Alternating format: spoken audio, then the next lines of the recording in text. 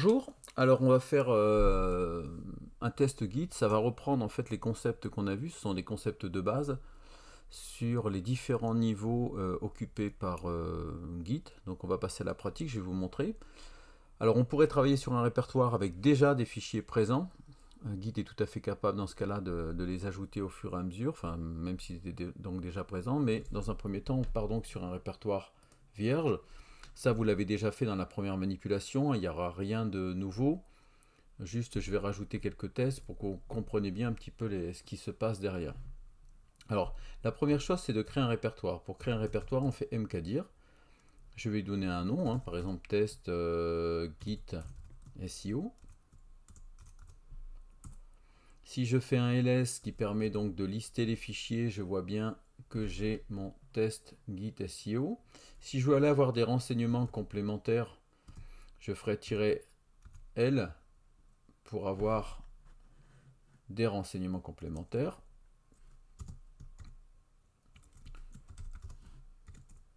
Voilà. Donc ici, je vois que c'est un répertoire, que j'ai le droit de lecture, d'écriture, d'exécution. Ça, c'est moi. Ça, c'est les membres de mon groupe. Bon, ici, je suis tout seul, mais ils auraient un droit de lecture et d'exécution, mais pas d'écriture. Alors, l'exécution, c'est simplement le fait de pouvoir lancer un script ou un programme. Donc, en Linux, il y a toujours trois niveaux, lecture, écriture et exécution. Et pour le reste du monde, ce qu'on appelle other, et c'est les mêmes droits que le groupe. Donc moi j'ai tous les droits et D indique que c'est un répertoire. Bon, clear pour effacer, pour que ce soit plus propre. Si je fais ls, je suis là-dessus. Donc maintenant si je veux me placer dans mon répertoire que je viens de créer, il faut que je fasse change directory. Je commence à taper les premières lettres, je fais tabulation et automatiquement il me cherche le répertoire. S'il y en avait plusieurs, il m'aurait dit qu'il y a plusieurs qui commencent comme ça. J'aurais fait un choix. Ici il n'y a pas de souci, il est tout seul. Si je fais un ls maintenant à l'intérieur de ce répertoire, je vois qu'effectivement il est vide. Si je fais un ls-a pour afficher les fichiers cachés, alors il n'y en a pas, enfin il y en a deux qui sont des répertoires, des fichiers particuliers qui existent dans tous les répertoires euh, Linux. Le point point, c'est en fait pour remonter d'un cran, c'est-à-dire que si je fais change directory point point, ben, si vous regardez bien, je me retrouve au niveau au-dessus. Et le point, c'est le répertoire lui-même. Donc ça, c'est lié au fonctionnement de Linux, ça peut être déroutant un premier temps, mais on ne les utilisera pas. Donc, je reviens sur ma commande. Alors là, je manipule la flèche. Je peux revenir sur l'historique. Donc, ça m'évite des fois de retaper des commandes, surtout lorsqu'elles sont longues. Donc, vous utilisez tout simplement les flèches du clavier. Donc là, je me suis à nouveau placé dedans. PWD, c'est pour savoir l'arborescence où je suis actuellement. Donc, je suis bien dans User, Sébastien, Test Git et Test Git SEO. Donc, si maintenant je fais git init, puisque c'est la commande qui va permettre de tout initialiser, il me dit en anglais, donc il a initialisé ce répertoire, donc qui était vide. Et en fait, l'initialisation de ce répertoire se résume à la création d'un sous-répertoire caché qui s'appelle .git, dans lequel Git fera sa cuisine interne pour faire une historisation des différentes versions. Donc si je fais ls, je ne vois toujours rien apparaître, puisque c'est un répertoire caché. Par exemple, si je fais ls-a, je vois que cette fois-ci, j'ai bien mon répertoire. Alors, je ne peux pas le voir que c'est un répertoire. Par contre, si je fais AL, je vois ici que c'est un répertoire puisque ça commence par directory. Je peux donc aller dedans. Donc, cd.git. Voilà. Et si je fais un ls, vous voyez qu'il y a effectivement des fichiers. Alors, surtout à ne pas toucher, c'est Git qui gère ça. Donc vous n'avez pas, vous tapez des commandes et lui il s'occupe de faire sa cuisine interne en mettant les bonnes choses dans les bons fichiers. Voilà, c'est pour montrer qu'il n'y a pas de mystère, il y a derrière des fichiers qui existent. Voilà, il n'y a pas de fichier caché par contre à l'intérieur. Alors on pourrait afficher le contenu. Alors pour afficher le contenu d'un fichier c'est cat et après on met tout simplement le nom. Donc pour l'instant on voit que le id pointe vers la branche master. De toute façon il n'y en a qu'une de branche. Si je fais cat config, vous allez retrouver un certain nombre de choses qui lui permettent tout simplement sa configuration à lui. Pareil pour description. Enfin, vous pouvez vous amuser À l'afficher, vous pouvez, hein, bien sûr, mais par contre, ne modifiez pas. Donc, on va quitter ça, hein, surtout, on ne va plus y retourner. Voilà, pour l'instant, je suis dans un fichier. Je fais clear pour effacer. Donc, si maintenant, je m'arrête à ce niveau-là, j'ai aucun fichier. Je vais donc essayer de créer un fichier. Alors, juste avant, je pourrais faire git status. Status, c'est la commande qui permet de savoir un peu où j'en suis, le statut de Git. Donc il me dit que je suis sur la branche master. De toute façon, je n'ai pas créé d'autres branches pour l'instant. Qu'il n'y a pas encore eu de commit, hein, normal. Et que si jamais je crée un fichier et que je veux qu'il soit suivi, eh bien, il faudrait que je fasse git add. Voilà, donc il me donne quelques conseils là-dessus. Alors je vais effectivement créer un fichier. Donc touch. Pour créer un fichier, je vais créer un fichier toto.txt. Voilà. Donc maintenant, j'ai bien un fichier qui existe dans mon working space. D'accord? Donc j'insiste, c'est bien ici, dans mon working space, qu'il est dedans. Si je fais un git status, alors pardon, je vais essayer de réutiliser ma dernière commande. Alors, vous voyez, cette fois-ci, c'est un petit peu différent. Il me dit toujours que je suis sur la branche master. De toute façon, j'ai qu'une branche, qui n'a toujours pas eu de commit. Et il me dit, attends, par contre, maintenant, j'ai vu qu'il y a un fichier qui s'appelle toto.txt et il n'y a pas de git add. Donc, pour l'instant, moi, il n'est pas visible, quoi. C'est-à-dire que je ne le gère pas. Git ne gère pas ce fichier. Alors, il peut être intéressant de ne pas gérer certains fichiers. Je vous l'avais déjà expliqué, comme les fichiers qui contiennent des données de configuration, ou bien sûr les mots de passe, etc., ou des contenus sensibles. Il ne faut surtout pas les gérer avec Git puisqu'ils seraient envoyés sur GitHub par exemple et d'autres développeurs pourraient avoir accès. Donc ça serait évidemment très dangereux. Mais bon, si je veux rajouter, donc je fais tout simplement un git add.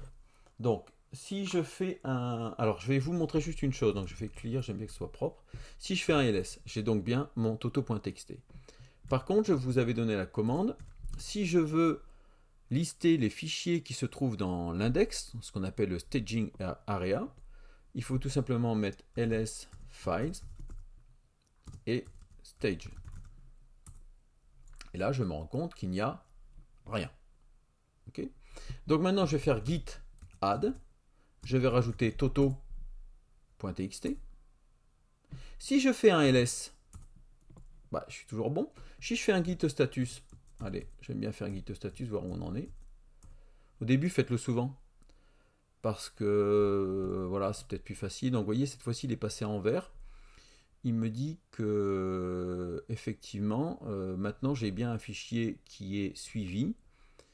Et il vous donne même la commande si vous ne voulez plus le suivre. C'est-à-dire que si vous faites git rm, alors rm ça veut dire remove, catched, et que vous mettez le fichier, dans ce cas-là, il sera unstaged, c'est-à-dire qu'il sera retiré de l'index.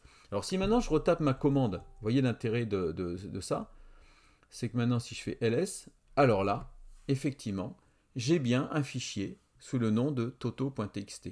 Ça veut dire que pour l'instant, il se trouve au niveau du stage, c'est-à-dire au niveau de l'index. Par contre, il n'est toujours pas commité. Effectivement, je vois bien qu'ici, il n'y a pas de commit.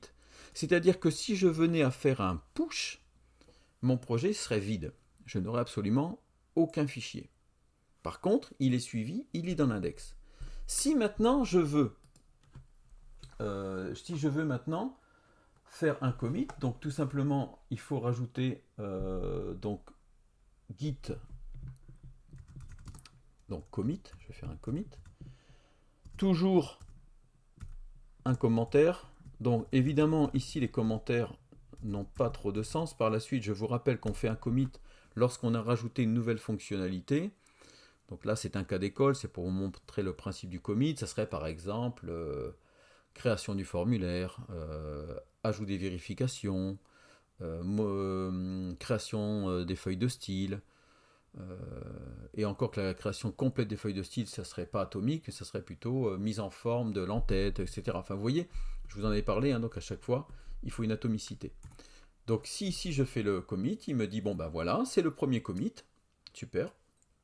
j'ai un fichier qui a été changé, effectivement, parce que il y a un fichier qui vient de passer maintenant, cette fois-ci, dans le dépôt local, non pas le working space, mais le dépôt local de votre projet, qui pourra être pushé, par exemple, ou pas.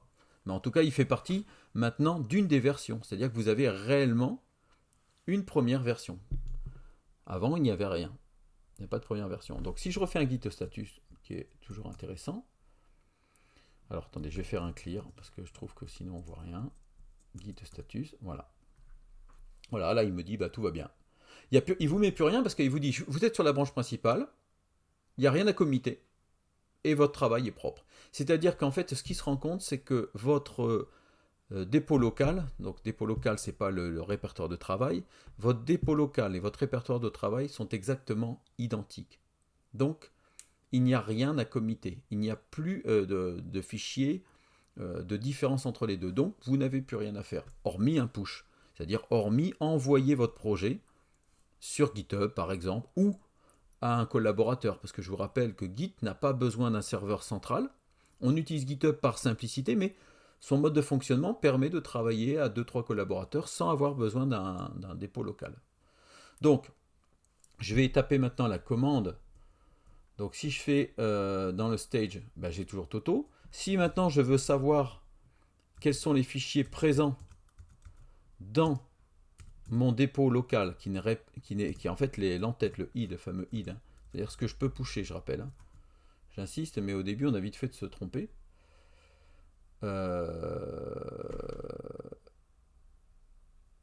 Qu'est-ce que j'ai fait? Ah, j'ai fait LD, c'est LS. J'ai fait une erreur. LS, hein, oui, LS, la commande LS. Voilà. Je vois bien que je retrouve. Alors ça, hein, vous savez, hein, c'est sa cuisine interne, c'est des numéros, sans doute une empreinte de hash qui lui permet d'identifier le fichier. Si je veux avoir une information sur le dernier commit, je fais git log. Donc là, j'ai un seul commit, donc, et j'ai à nouveau son empreinte de hash. Hein. Je vous ai expliqué que le hash, c'est une empreinte unique pour n'importe quel fichier. C'est-à-dire que si je modifie ne serait-ce qu'un caractère, et ben, le fichier sera toujours le même. Alors, pour l'instant, je vous ferai remarquer que mon fichier est vide, hein, mais c'est quand même un fichier. Même s'il est vide, c'est un fichier, donc il a fait une empreinte de hash du vide. Enfin, et donc, il a tenu compte en fait du nom du fichier, de l'extension, etc., etc., de tout ce qui caractérise le fichier, même s'il est vide. Si maintenant je m'amusais alors à rajouter du contenu, donc je sais pas, j'edit par exemple, toto.txt. Ah, j'ai pas j'edit. Alors, j'ai pas je sais plus l'éditeur que j'ai.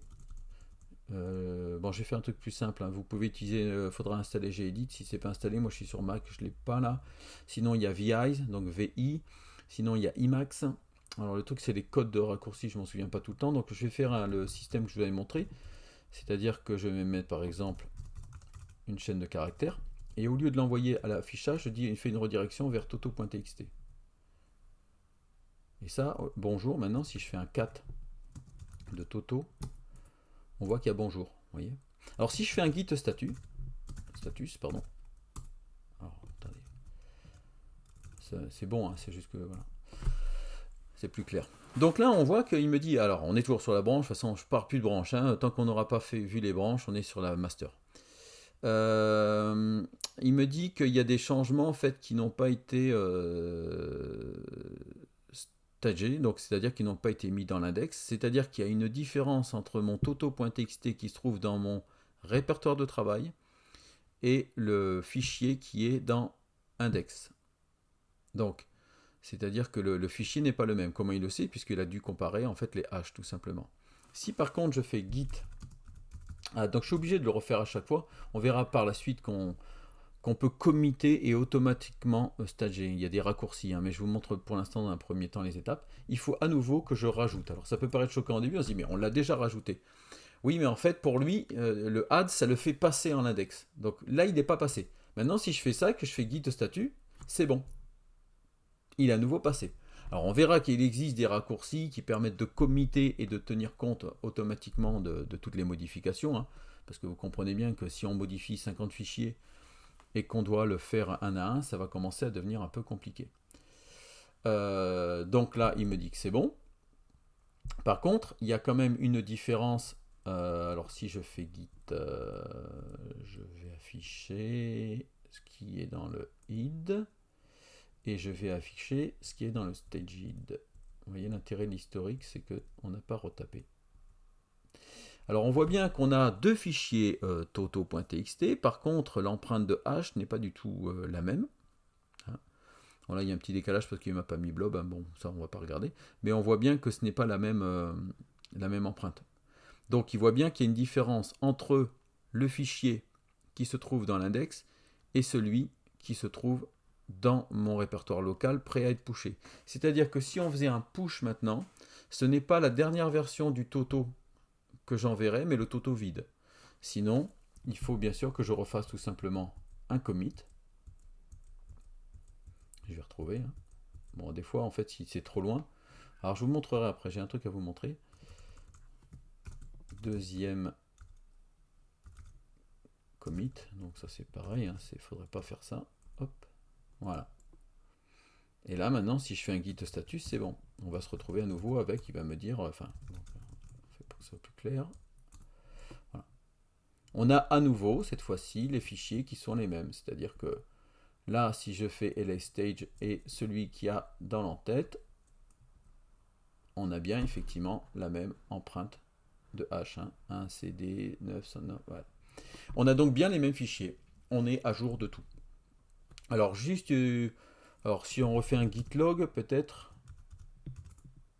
Non, c'est de tirer git. Il n'y a pas de tirer. C'est git log. Voilà. Dans git log, maintenant, je vois bien que j'ai eu deux commits. Je vois bien ici le premier qui a été fait à 11h26 et le deuxième à 11h33 avec les messages et celui qui a fait le commit. Donc voilà pour la première démo, je continuerai sur d'autres vidéos, mais là c'est pour vous montrer vraiment, alors je ne suis pas passé du coup jusqu'au serveur distant. Dans un premier temps, le mieux c'est de travailler en local, déjà bien comprendre les trois niveaux, hein, c'est déjà pas mal, hein, entre le répertoire local, le répertoire de travail qu'on a avec LS, et celui qu'on a dans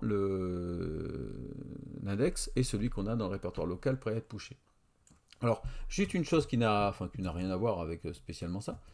On a, vous voyez, quand je reviens en arrière, des fois, quand c'est ça fait 15 commandes que je veux retrouver 15 commandes en arrière, c'est un peu long. Donc, il suffit de taper history. Et là, on a en fait toutes les dernières commandes.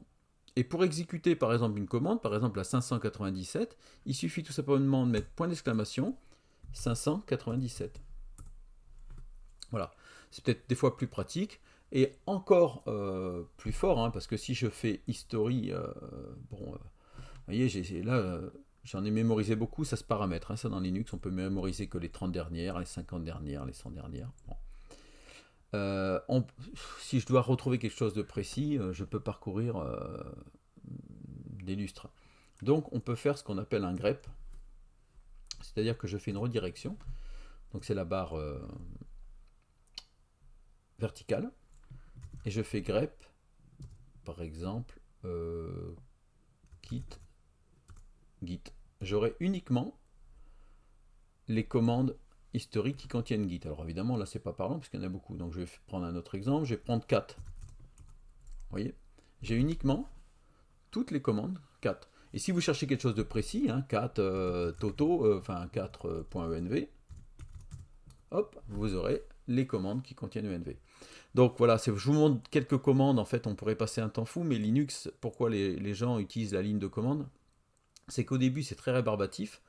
Il faut apprendre les commandes, mais après, ça va très vite. On arrive en une ligne ou deux à faire exactement ce qu'on veut, ce qui nous prendrait beaucoup plus de temps via l'interface graphique. Donc c'est pour ça qu'en général, les personnes qui travaillent en environnement Linux, bien sûr, utilisent des fois l'interface graphique pour certaines choses, hein, pas non plus.